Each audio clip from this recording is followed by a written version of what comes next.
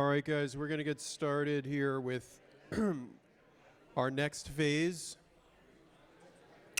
So you guys can meet some of the most amazing people in the United States, your fellow Family Policy Council directors.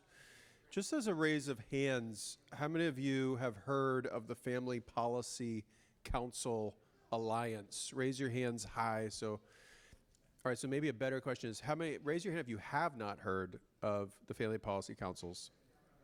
Okay, so a fair amount of you, but most of you are aware. Well, you guys all know Dr. James Dobson, right? And back in the probably late 80s, he saw the culture turning. Obviously, it already turned quite a bit at that point, but he said that every state is going to need a Paul Revere when it comes to issues like religious liberty, the sanctity of life, and now education. And so what came out of that was the Family Policy Council world. And so there are 40 Family Policy Councils across 40 different states. We hope to get to 50 in all 50 states. And then we're also connected with national organizations. So how many of you are familiar with Alliance Defending Freedom? First Liberty, right? First Liberty won that Supreme Court case with Coach Kennedy recently, the football coach that wanted to pray after a football game. And then Liberty Council. You saw a picture earlier today of Matt Staver.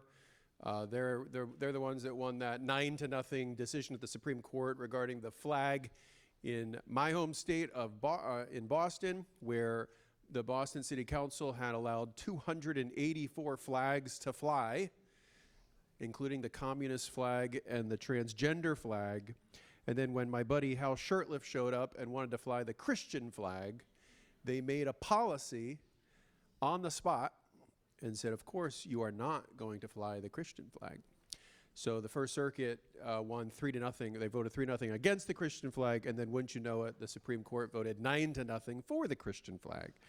So interesting, but that's Liberty Council and so many other organizations that are there for you pro bono when it comes to your First Amendment rights. So please know that you are not alone, and any First Amendment issue that you have, please search out your state Family Policy Council. And if you don't have one, call me, put you in touch with a national organization as well, okay?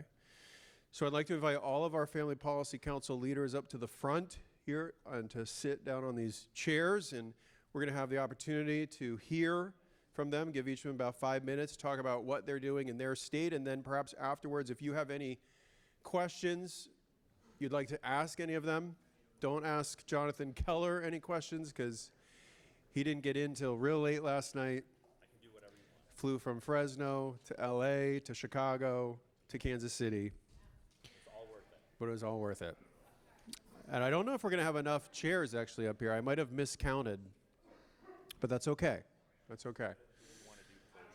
You don't need a chair? Craig doesn't need a chair? All right. Wow, we did. All right. So this is such a great turnout of Family Policy Council leaders to Kansas City. So, Would you want to go first with Victoria to go? Or yeah, maybe, I don't think it matters. Do you want to go and hook up while Craig's talking? Okay. So I'm going to have Craig DeRoche. We're Michigan, right here. And who else is, anybody else from Michigan? So Craig was the House Speaker, the Speaker of the House in Michigan, right? At one point. 20 years ago. And now he is the president of the Family Policy Alliance from Colorado Springs. So I'm going to have Craig start us out, and then we'll go from there. All right.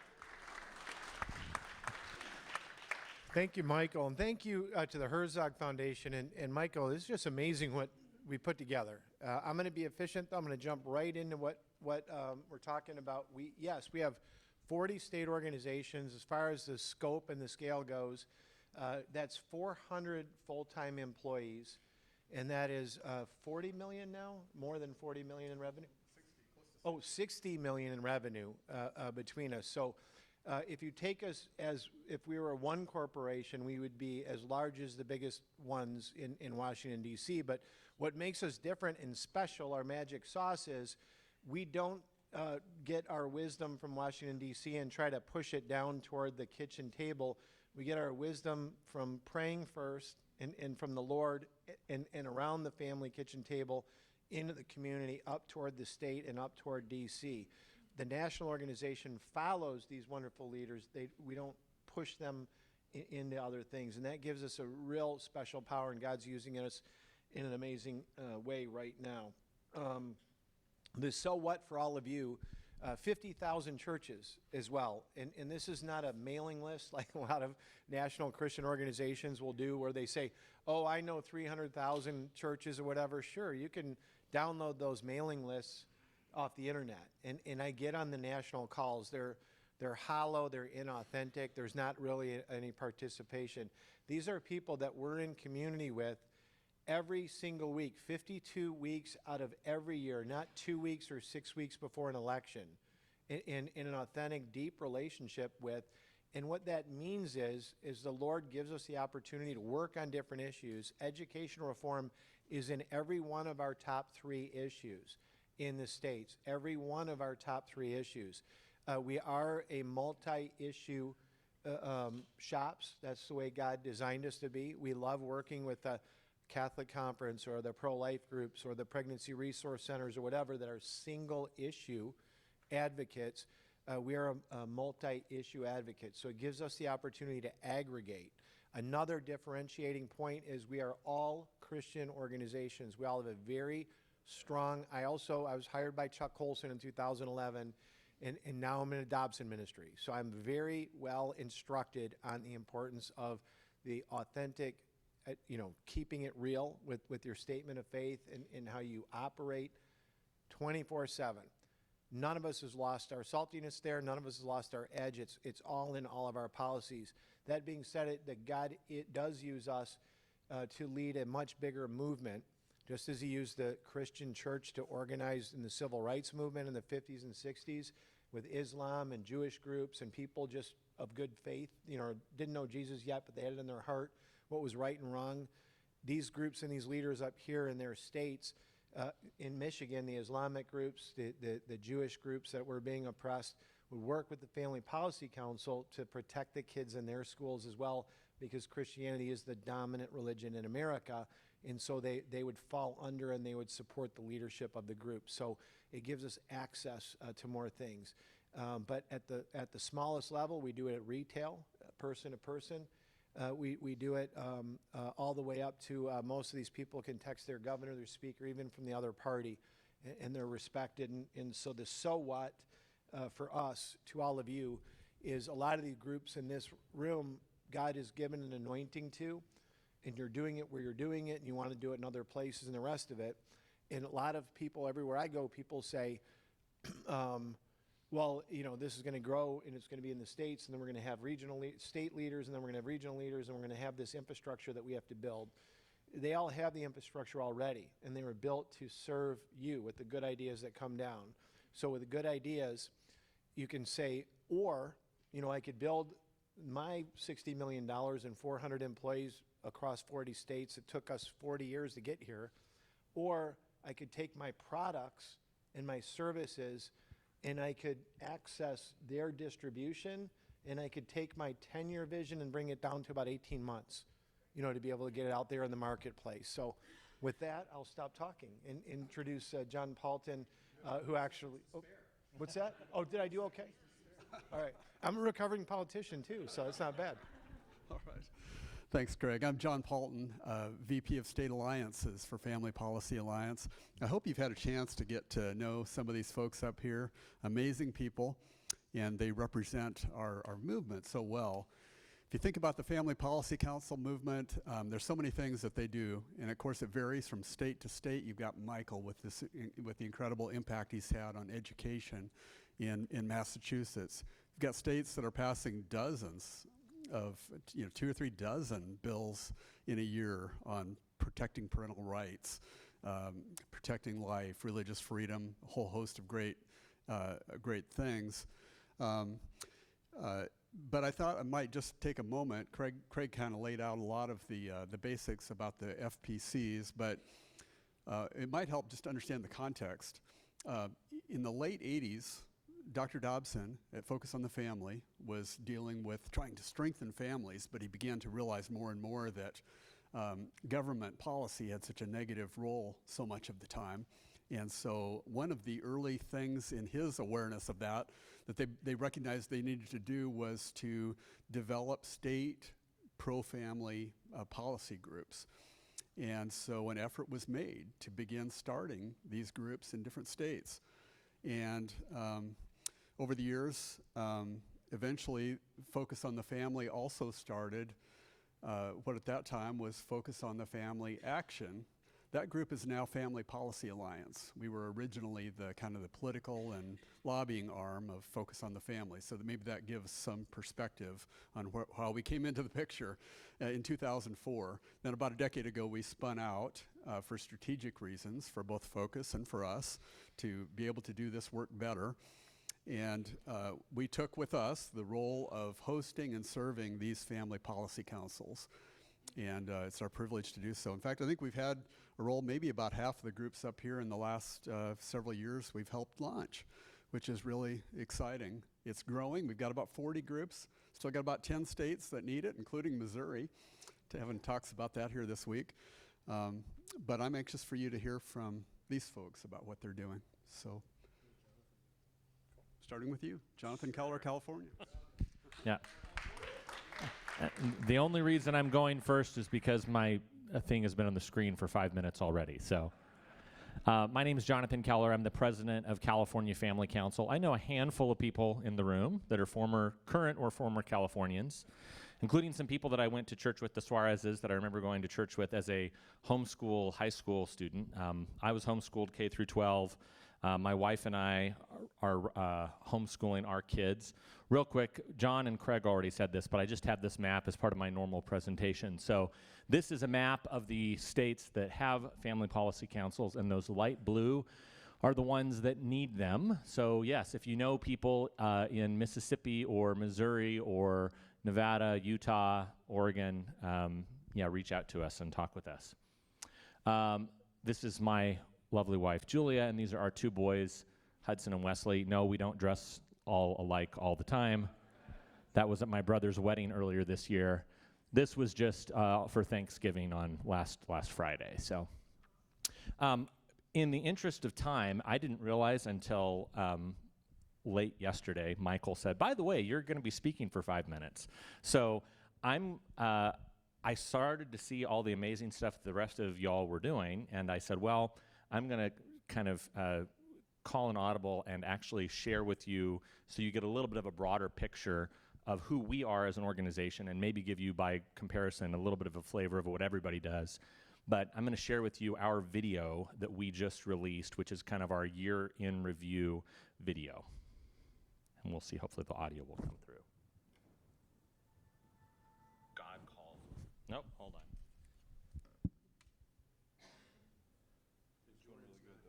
That's okay. That's okay. I think I can make that work. I just got to switch it to. I'm assuming it's going to be this one. Which one? Sound settings. All right. No, that's okay. I'm going to try this one that says Crestron, which is the HDMI, but let's try this. Let's see here. Hold on. Oh, hold on.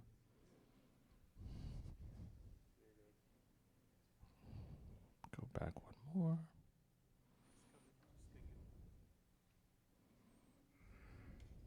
All right.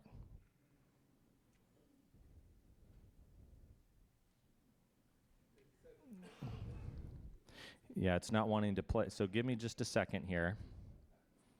All right.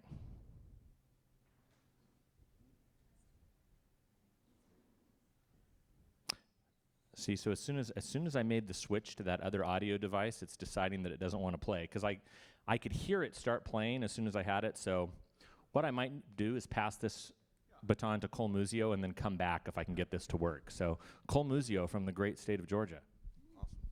Well, just pretend you just saw the best video you've ever seen in your life. Well, I'm Cole. I run Frontline Policy Council in Georgia. We are the most Christian of the family policy councils, led by the most Christian leader. And we do know that there are two types of people in the world, those that have received a Christian education and those that are losers. Actually, there are two types of people in the world, those that have a presentation for their 5 minutes and those that don't, and I'm in the latter category. But I'll just tell you all a little bit about our organization. We're about 3.5 years old. We have quickly grown. We're a multi-million-dollar organization now. We have a large presence at the Capitol. This last year, we passed 23 bills that we had endorsed that got signed into law by the governor. Over the course of time, we've passed big pro-life legislation. We passed Parental Bill of Rights. This year, we did pass the largest expansion in school choice in Georgia history, but it is a very small, kind of milquetoasty school choice bill. It applies to the kids that are in the 25% failing school districts. I believe in universal school choice. And we will be kicking off a 2026 campaign aimed at universal school choice coming up at our conference next year. We've got Riley Gaines, we've got Al Moeller, we've got a lot of people coming to our conference January 31st and February 1st. Y'all should come. It's going to be awesome. But we're going to be kicking off a campaign for universal school choice at that time, and we're really going to make that a referendum for our elections. So if you're going to run and you're going to hope to be a statewide office holder in Georgia, you better pledge for universal school choice in year one. And this year we're working on bills to protect girls' spaces, girls' sports. We're working on religious freedom legislation. We're working on legislation across the board. This last year we had a 92% win rate in elections that we got involved in, so we do endorse candidates. We spend money in those races. We have our Church Ambassador Network, which you've heard reference to before in these conversations. We personally reached out to over 3,000 churches, and if y'all didn't know, Georgia's a little bit of a swing state. But we reached out to over 3,000 churches across the state, supplied them with resources, videos, voter guides, to try to reach those voters that don't always turn out. And that was a big key in our election. Obviously, Georgia went a different direction than we had 4 years ago. So we're happy to lead the charge to make sure that we're standing boldly for Christ in the public square. We're happy to lead the charge at the Capitol and also in elections. As we talk about education freedom, one of the things that we're trying to do is I would love to use our Church Ambassador Network to begin to cultivate these micro schools that you're talking about. We want to be a partner for you and for others. I want to see the back of government-run indoctrination centers absolutely broken. And if we can win that battle in the state of Georgia, where rural Republicans often dominate, and rural Georgia's where we have the problem with school choice, if we can win that battle in Georgia, we can win it anywhere. So I want to partner with you, talk to us. We'd love to help you. We want to start these schools. This is part of our vision. Like I said, we're a 3.5-year-old organization, so we can't do it alone. We need you. And with that, I think I stayed under 5 minutes. You were 3 minutes. That's awesome. I didn't even show a video. Jeff Trimbath's way smarter than me. But I appreciate the opportunity to partner with you guys and talk to you. Thank you, Brother Cole. Better looking than me. My name is Jeff Trimbath. I'm the president of the Maryland Family Institute. We are the newest family policy council. We launched just over a year ago. Our vision is a vision of Maryland where God is honored, life is cherished, families flourish, and religious liberty thrives. That's a crazy mission for a place like Maryland. If any of you know about the state of Maryland, it's crazy because we have veto-proof majorities in both houses of the legislature.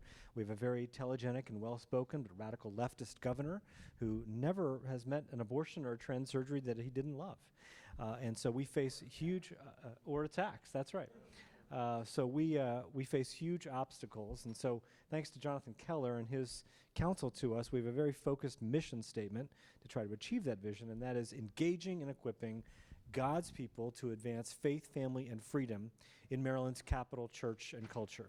We may not be able to control all these big meta trends that subject the state to all of these bad things, but we can at least inform God's people about what's going on in Annapolis so that they can engage the way the Lord is leading them to engage, whether that's praying for their elected officials, becoming involved in whatever issue motivates them, communicating with their elected officials, working on a campaign, even running for office. We're there to help them do those things. In the past 12 months, our first year, the Lord has been gracious to us. We've been able to testify 35 times, which is a lot for a small team like ours in a 90-day legislative session. We've been able to kill some really bad bills. That's the name of the game in a blue state, is we're not passing much, but we're trying to kill as many bad bills as we can. Delighted to report that after a year, we now have about 1,200 people on our email list. We've got about 250 donors that have supported us in the last year or so. So we're really grateful. In terms of what we're doing on education, in addition to inviting great people to a conference like this, like Gary Cox and like Tammy and Rick, we're also helping to protect our very modest school choice program in Maryland, the Boost program. It's a $9 million program that benefits about 3,200 kids. In Annapolis, $9 million is a rounding error. It's tiny. Every year, the governor wants to zero out the program, and we work with our allies in the Catholic Conference and other places to get that language written back in there. We're also very much engaged in parental opt-out. I always follow what Jonathan Keller is doing because I know that legislators in my state seek to be like the legislators in his state. And some of you may be aware of AB 1955, which makes it now a crime for a public school teacher in California to tell a parent that their kid is gender confused. I am confident that that bill will be introduced in Maryland, so we'll be fighting that bill. Lots of efforts to exclude parental opt-out from sexual orientation and gender identity curriculum in the public schools. We were able to defeat that bill this past session. I'm confident they'll bring that back. Maryland's a tough state. Of all of the 7 states that passed an abortion amendment this past year, we had the highest percentage of citizens supporting our abortion amendment, 74%, just to give you an idea of where we're at. So we look at this issue of education as a long-term play and a place that we can actually make a difference and move the ball forward. So we're just absolutely excited to be here. One little education tidbit I'll leave you with, as God has opened doors for us, one of the most surprising doors is we become very, very good friends with the CEO of the Baltimore City Public Schools, Dr. Sonia Santelises. She's a deep woman of faith. She was at our fundraising dinner that we had about a month ago, sat at our table. Her husband sat right next to Marty McCary, was appointed to run the FDA under Trump. So her husband sat next to Marty and they chatted a lot. She loves our work, and she's helped us behind the scenes kill very bad things with regard to parental rights. So I would ask you to pray for us as we try to engage her on some of these issues. We'd be delighted for your prayers and delighted to work with any of you to advance educational freedom in Maryland. Thank you.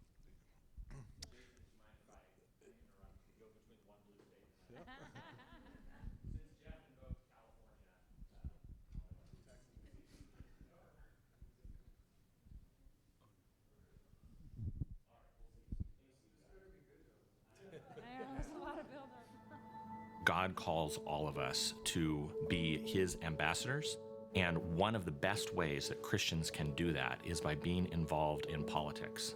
At CFC, we want to equip pastors, churches, and all their congregants to see politics through a lens of Christian morality, but also their place in God's broader story. California Family Council, we stand for all the biblical issues. We are out here fighting education, life, marriage. We are working to make California a better state. We are fighting for life, faith, and family.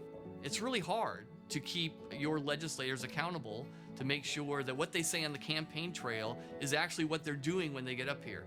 We are making sure that you know what they're voting for, what bills they're introducing, and then if they go off the rails, we're going to let you know about it.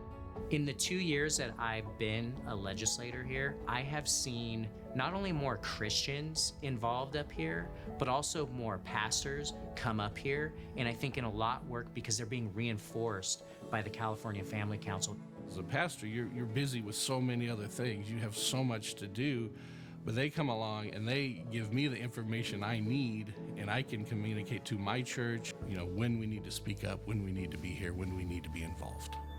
California Family Council comes along the pregnancy centers in so many different ways. They actually are the ones that keep track of the legislation that impacts all family values. They're here in the pulse of the Capitol, and most of us are not. We know that if we want to make a difference in the long run for the future of California, we can't just do a rally on the steps of the Capitol and then go home the next day.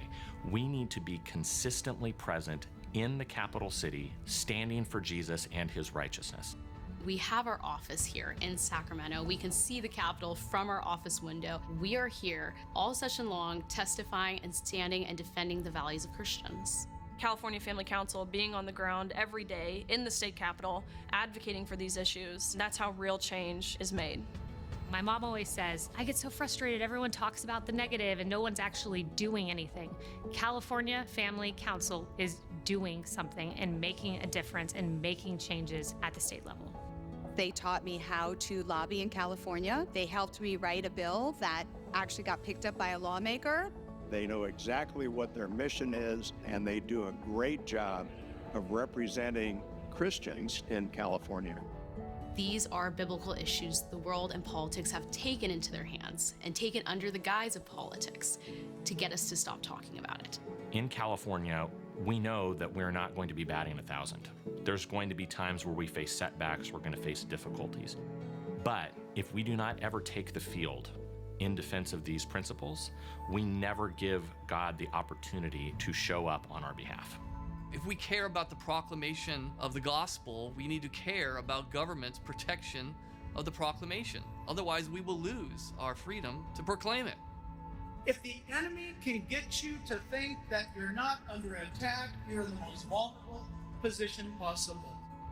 If we don't fight the good fight with all these things that are happening, especially with our children, then our children have no future, and God wants us to protect our children. We have to change the minds of the legislators here. We have to change what the culture has to say about our values. We are not going to have a state, we're not going to have a nation that's going to be safe to raise children one day if we don't use our voices now. We need our pastors to be bold, our priests in Catholic Church to be bold, our preachers to be bold and speak on the issues that Scripture speaks to. What a predator meant to do harm, what a politician will do for a vote, what the enemy means for evil, God will turn that story around and bring out good. There are still a huge number of people here in our state that believe in parental rights, that believe in the sanctity of life. There is no stronger group of Christian warriors than in the state of California. We have warriors here that are ready to make a change, ready to make a difference.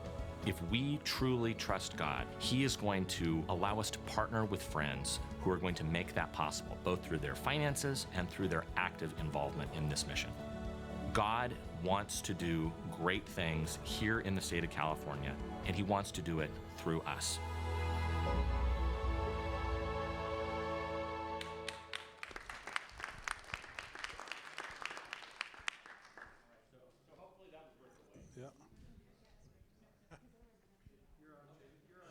All right. My name is Jason McGuire. I'm the Executive Director of New York Families, the New York Family Policy Council. And I'm just thrilled to be a part of this movement, to be a part of what we're all doing independently and autonomously, because we feel we fill a unique niche across the country. And so I'm pleased to be a part of it as we lock arms and work together. I'm in a deep blue state. We sometimes say it's so blue that, it's like Smurf Village. I mean, you get lost, and it kind of feels that way sometimes. And yet, we have some tremendous opportunities in our state. We don't pass 23 bills like, my colleague in Georgia that are all wonderful bills every year. I don't think we've done it in 23 years, to be honest, but we put a lot of fires out. How many of you know that New York State still does not have a mandate for sex ed in public schools? New York State does not have that. Now, it happens at the local level, the district may move it, but that's a local decision, not a state decision. So we've been able to hold that back now for 18 years. They've been introducing that bill. We have blocked assisted suicide legislation for the last 10 years in our state. And so there are victories to be had even in deep blue states. On the education front this year, there was a movement to come after the faith-based private schools that would have required that they affirm the LGBTQ XIA, whatever it is, agenda in the schools. So students would have had to share restrooms and locker rooms and hotel rooms on travel trips and, use preferred personal pronouns and all the sporting things. That would have been required of our faith-based schools. Thankfully, we were able to block that this year on the final day of session and shut that down. And so there are victories to be had in even deep blue states. in New York, at New York Families, we say we exist to influence legislation and legislators for the Lord Jesus Christ. We want to influence not just the laws of the land, because the law is powerful, but it's not everything. It cannot save.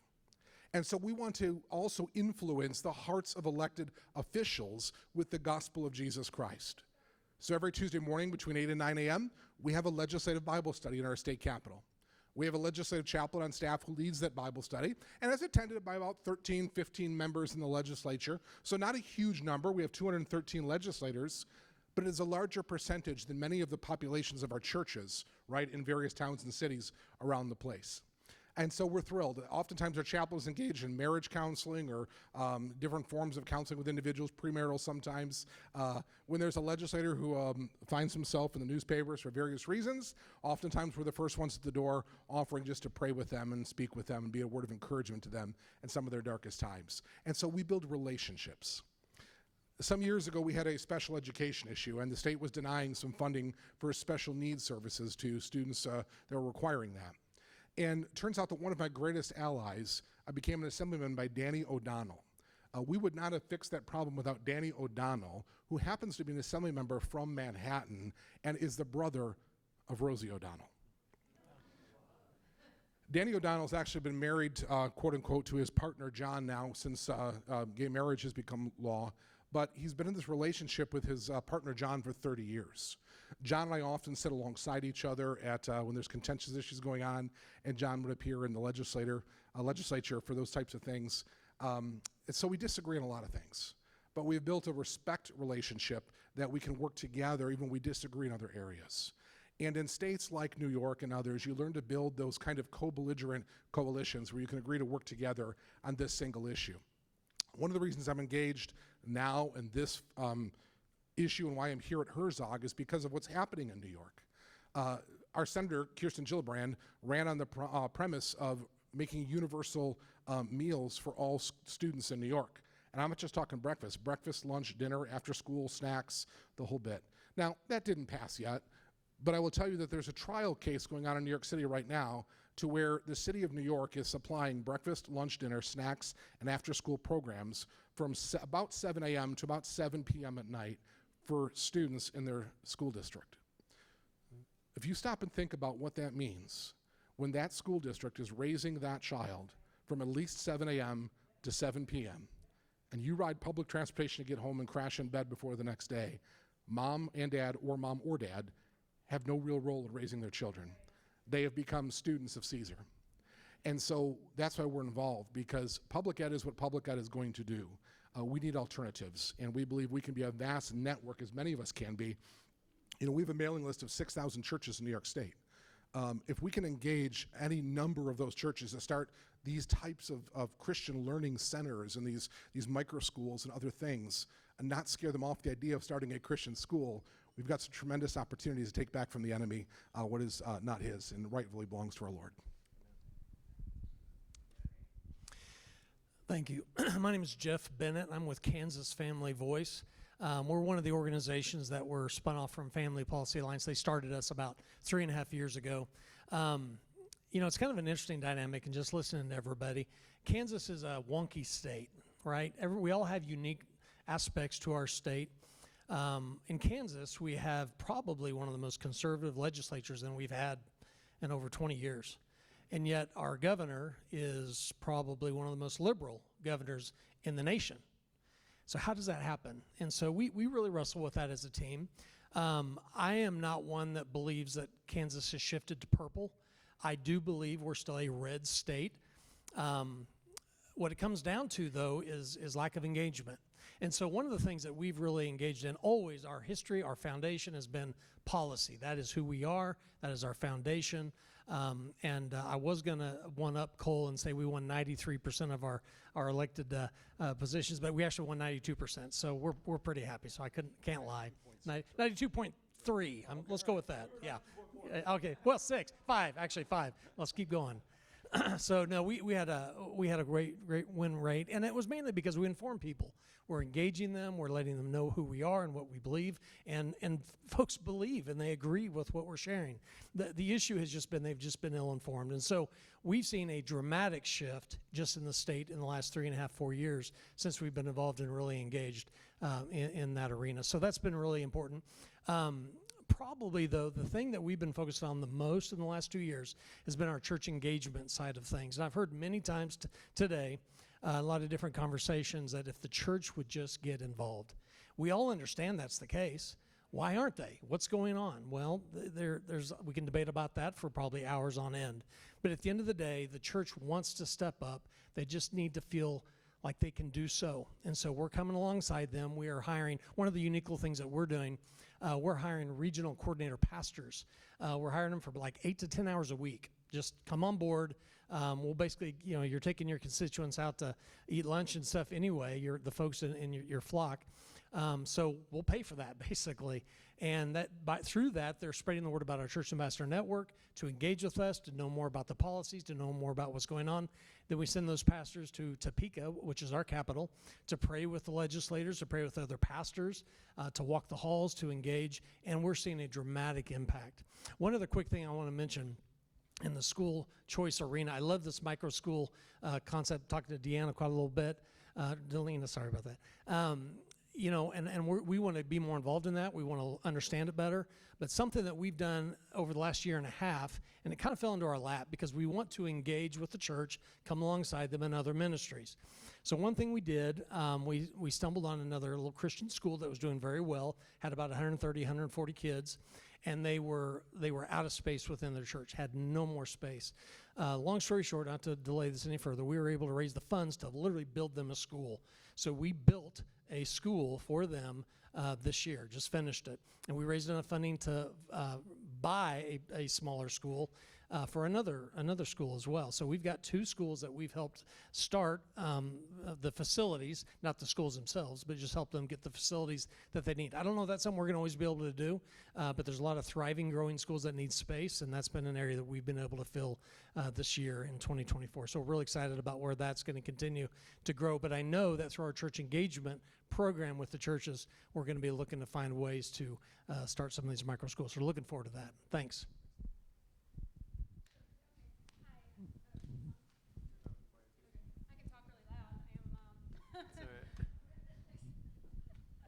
Hi, I'm Victoria Cobb with the Family Foundation of Virginia, and when I got to my organization 24 years ago, we were working on educational choice. I can't believe we're still at it, and I hope tomorrow maybe I'll get to hear from Craig DeSessa all about Virginia's effort in the advocacy. But because of that, we've decided to take a very broad approach with how we hit education, and I thought the video that we made about this would explain our approach the best. So I'm going to go ahead and hit play and hope that it works. Problems in our culture may seem insurmountable. And if we try to tackle them alone, they just might be. Especially when you see how activists leverage every opportunity to expose our children and grandchildren to everything we are opposed to, like the radical LGBTQ+ agenda. Sarah and her husband know what this feels like. As residents of a conservative county, they felt confident their children would be protected from harmful policies by their public school system. You know, we both had high expectations of what we were going to get out of our Hanover education, and that all changed very quickly. But then, Sarah found out the school allowed a young man, claiming to be a girl, in her daughter's locker room. How else are you supposed to keep your child safe? I didn't know how to keep my daughter safe in this situation. And so we were on our knees every single night, and our answers were to remove her from school. That was the only way we could protect her. How can you solve a problem as complex as this? Who can you turn to? The Family Foundation comes alongside your family to change Virginia for your children and grandchildren. As we peel back the layers of just this one issue, we can see how, while the problems run deep, the Family Foundation meets each challenge head on. It starts with Speak Up grassroots teams who hold school boards accountable. We're actively targeting school districts to ensure privacy and fair competition for all students. I am a mother, grandmother, great-grandmother, and a lot of children in my community call me Mother Randolph. When I see what these kids are up against in our culture, in the battle to stay safe spiritually and physically, I know I have to speak up. That's why I am so thankful for my local Speak Up team. The team gives me a voice that otherwise wouldn't be heard. But we learned that we have to start even before the school board members get elected. So our sister organization, the Family Foundation Action, trains new candidates who will change the policies that put our kids at risk. The Family Foundation gave me the insights I needed to craft the right policies and messaging. They've always been there for me. Even with these new conservative board members, the old liberal agenda was being pushed by the Virginia School Board Association. So, our Founding Freedoms Law Center sued the old association to shine a light on their liberal bent. And we helped create an alternative association that offers training and support to all of those new school board members. Every week, we're providing legal advice, resources, and model policies to school board members all across the state. By offering these free, confidential services, we are shifting the direction of Virginia's public schools. As Executive Director of the School Board Member Alliance, I can't stress enough how important the Founding Freedoms Law Center has been to our work. Their expertise has helped us provide legal advice, resources, and model policies to like-minded school board members across Virginia. Our job still isn't finished. We are working to pass good legislation in the General Assembly, laws that protect the rights of moms and dads. Everything from SAGE's law that stops schools from cutting moms and dads out of the picture, to tax credits so parents have more education choices, to making those troubling family life education classes an opt-in rather than the default for every child. Every year, we push a strong conservative legislative agenda that focuses on upholding the value and dignity of every life, born and preborn, guarding the innocence of children, protecting the fundamental rights of parents and religious liberty. Through our policy-making arm, we work to make Virginia a safe place for every family to live and flourish. To make sure lawmakers keep paying attention, our mama bears regularly drop by Richmond to let them know we're all watching. We can't stop with the legislative branch. Through the Family Foundation Action, we mobilized thousands of voters to elect a conservative governor, someone who would direct schools to enact policies that respect the rights of Virginia moms and dads. Finally, because true education is growing in the wisdom and stature of the Lord, we gather the leaders of the church together to pray and learn how they can start their own school or a homeschool co-op, or commit to be the salt and light influence in an existing local school. The Family Foundation is uniquely positioned to help Virginia families. No other group is fighting for families at so many different levels, from so many different angles, all at once. With the help of the Family Foundation, Hanover County now stands strong against the LGBTQ+ agenda. The Family Foundation was able to come in, help support me, and give me the tools that I needed to understand what I was fighting, have the confidence I needed to do it. Virginia families matter to us because we are Virginia families. We are the Family Foundation.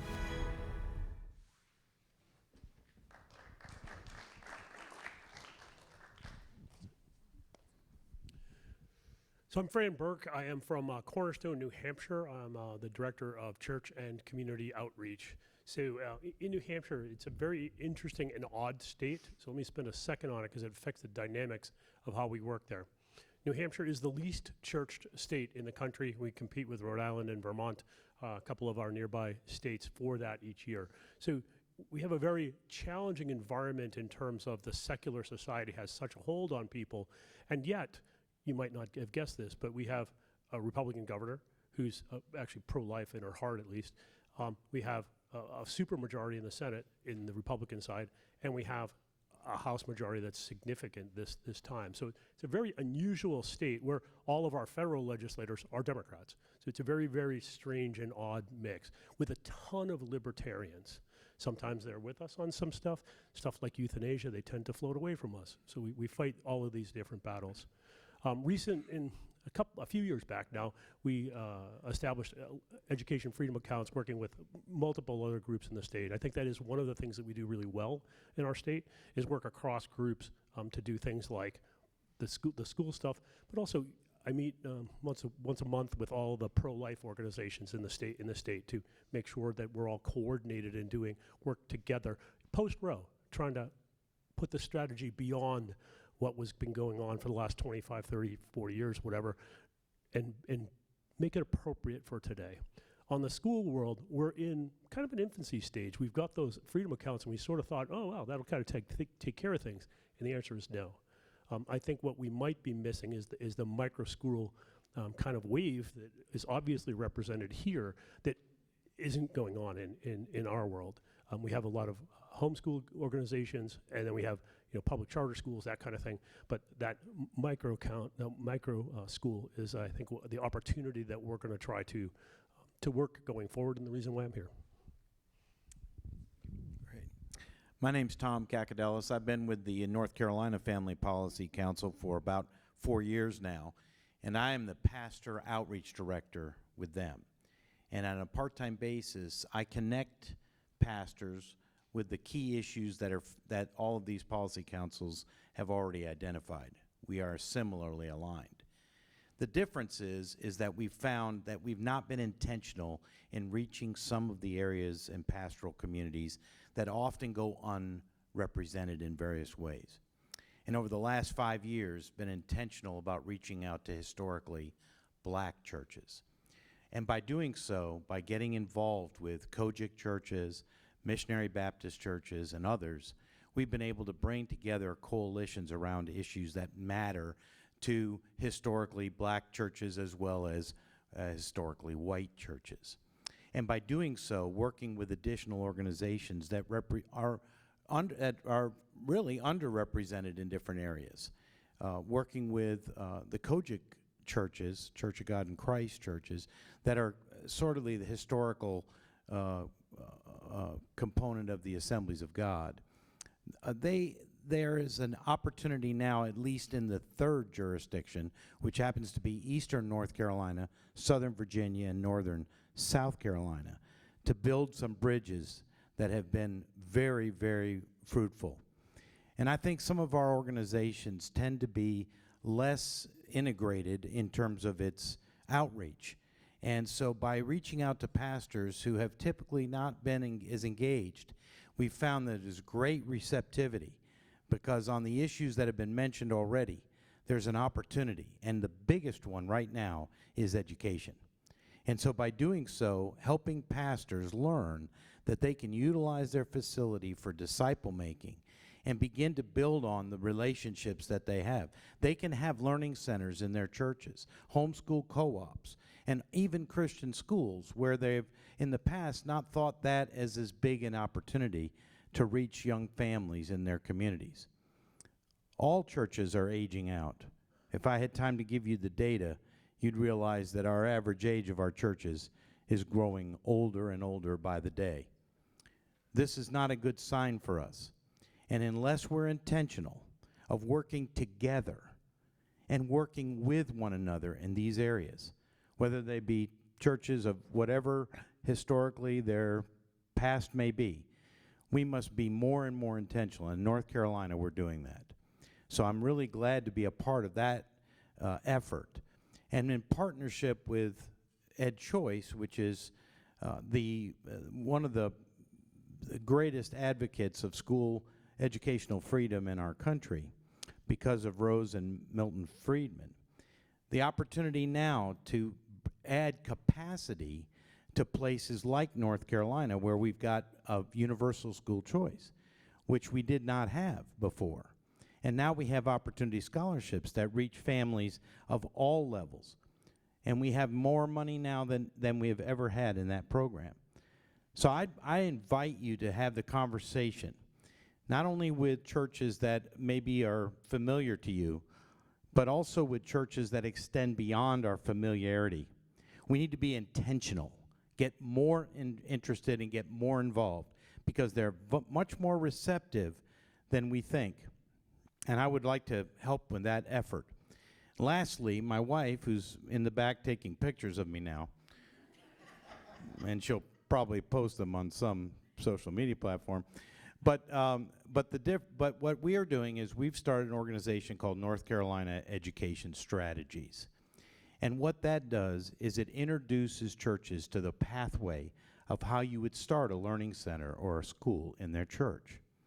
Now, many of you have talked about that, and Herzog obviously has got the school box to do it, but we're going to work together with Ed Choice to help that, as well as work with Herzog as much as possible to get that accomplished. And so we look forward to getting that started in 2025. So again, thank you. If you would like to get a card, I'll be in the back afterwards. Love to talk with you some more about it. Thank you.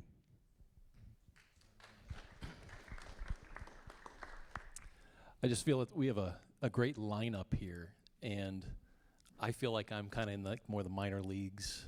I'm from Pennsylvania, Dan Barkowiak. I serve as Chief Strategy Officer for the organization. I have been with the organization for 17 years, so I've been thankful for that.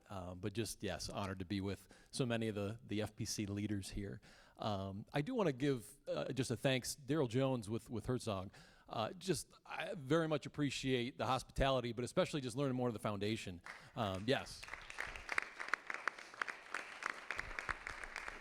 I loved hearing about the student forum and how really when you look at Christ-centered education, that you're not just in one lane, that you're covering so many issues. God's spoken in all areas of life, and you're covering those, and I appreciate that. Our organization, we've done something called City on the Hill. It's a youth leadership conference for high school students, and trying to use the political process as a means to teach those leadership skills, and trying to use the various issues as a way to talk about this. God's spoken again into all of that, so how can we train up the next generation of leaders? So I do appreciate that. I'll give a shout out as well, Reverend Robertson. If you haven't met him, I know he spoke earlier, please do. He's a pastor that's doing some courageous things in our state, and I appreciate that. We need more pastors doing that. We do have a church ambassador network on our team, and we're seeing more and more pastors coming into the Capitol, engaging with lawmakers, praying with them, getting that relationship with them. But so much that he's doing on the ground with school choice efforts is very much appreciated. I thought to use somewhat of an analogy. I coach middle school basketball, and they had practice today, so I hope they ran hard. But one thing is we do defensive slides. So, you get in position, and then pointing this way, pointing that way. I get a little workout when I practice with them. But in terms of the school choice efforts and these initiatives, kind of a defensive slide, organization, there's a variety of things we get involved with. Public policy, we've passed a few variations of our law in Pennsylvania, allowing homeschoolers to be able to utilize some of the VOTEC and vocational options at schools. That was something that was new.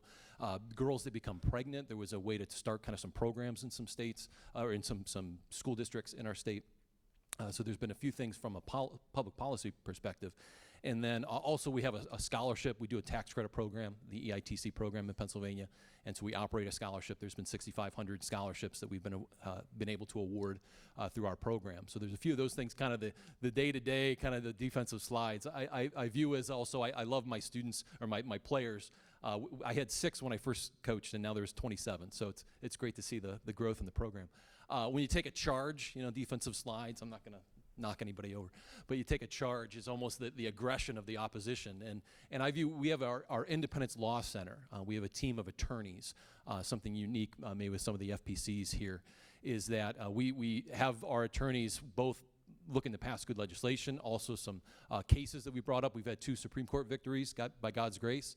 And there are things like when a student wants to share during a Christmas party a verse from John 3:16 with the candy, and the teacher says, you can't do that. And we can step in and say, actually, they can. And so there's been some times we've had to go to suing a school district to be able to adhere to those First Amendment principles. So we've had a team of expert attorneys that are doing a phenomenal job. And I bring up kind of the analogy of basketball. I love always with my students also telling them there's a loose ball.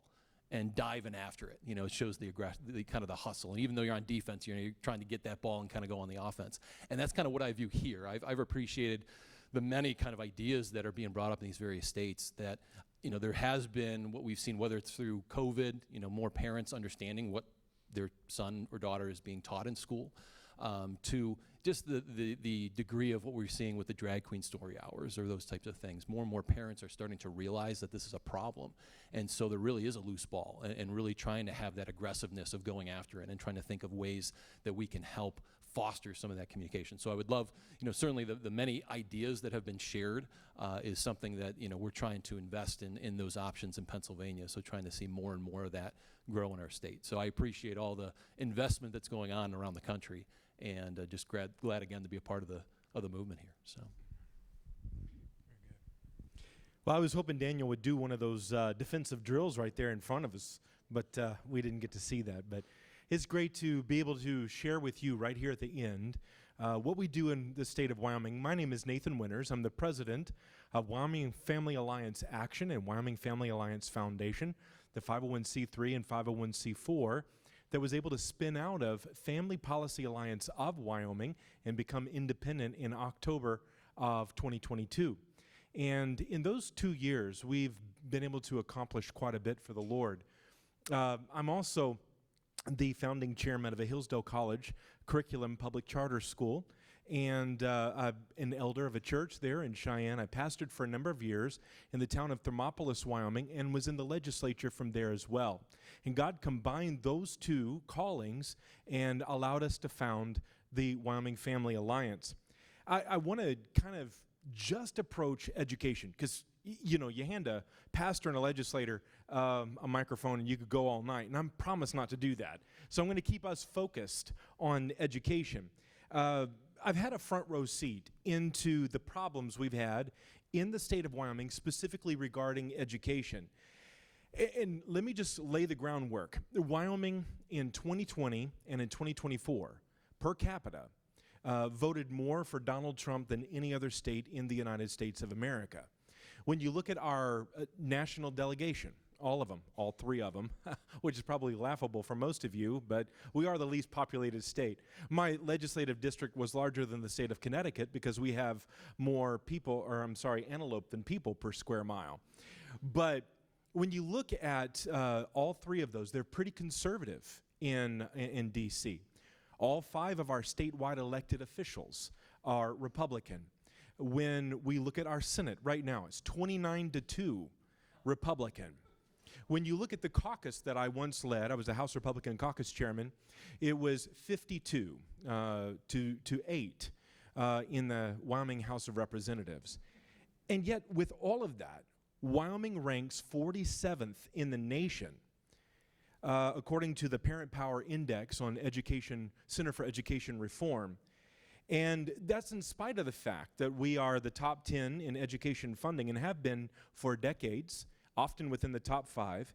And yet 2/3 of Wyoming's 8th graders have failed the NAEP testing, and they do have for several years.